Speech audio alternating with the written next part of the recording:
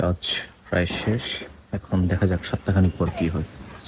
আজকে আমরা মূলত একটা আম গাছ কলম করব। আম গাছ কলম করতে হলে আমাদেরকে হচ্ছে প্রথমত একটা চাকু লাগবে, আর হচ্ছে একটা বোতলকে কেটে এটা এক ভাগ এরকম করতে হবে, আর একটা হচ্ছে এটা এক ভাগ এরকম করতে হবে। সেটা এখনো কাটিনি, এটা পুরোপুরি কাটতে হবে। তো চলুন আমরা হচ্ছে আম গাছটা কলম করি, দেন দেখা যাক কি হয়।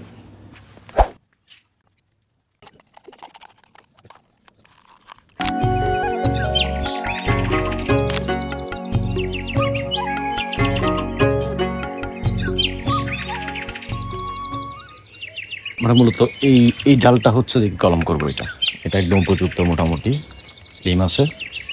দেখা যাক কি হয়। এই দুপুরে আমার তোমায় অনেক মনে হলো, তাই কার কাছে যাই মিশে গেলে তুমি জানি না তো কোন মোহনায়।